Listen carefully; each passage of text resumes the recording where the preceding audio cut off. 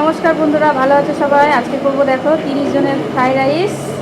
তার জন্য এই যে ভাত করে নিয়েছি, এই যে গাজর কেটে নিয়েছি, ধুয়ে নিয়েছি, কড়াইয়ে সাদা তেল দিয়ে দিয়েছি, ভেজে নেবো এক এক করে সবজিগুলো।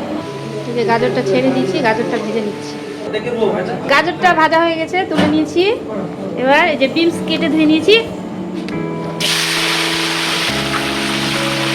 বিনসটাও ভেজে তুলে নিয়েছি। ক্যাপসিকাম ছেড়ে দিয়েছি, ক্যাপসিকামও ভেজে তুলে নিলাম। এদিকে ফোড়ন দিব, জিরে, এই যে গরম মশলা গোটা ফেটিয়ে নিয়েছি, তেজপাতা, শুকনো লঙ্কা, কিশমিশ, এই যে কাজু, সমস্ত কিছু ভেজে তোলার পর সাদা তেল দিলাম, ঘি দিয়ে দিলাম, গোটা গরম মশলা, তেজপাতা, শুকনো লঙ্কা, জিরে দিয়ে দিলাম। এই যে এর মধ্যে কাজু, কিশমিশ, ভাজা সবজিটা আর মটরশুঁটি আছে দিয়ে দেবো। এই যে চিনি দিয়ে দেবো, পরিমাণ মতো লবণ গরমের জন্য। এবার ভাতটা দিয়ে দেবো, সমস্ত মশলা দেওয়ার পরে ভাতটা দিব।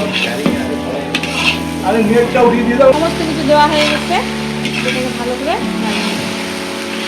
আমাদের ফ্রাইটা একদম এই যে আমাদের ফ্রাইড রাইস তোলা হয়ে গেছে।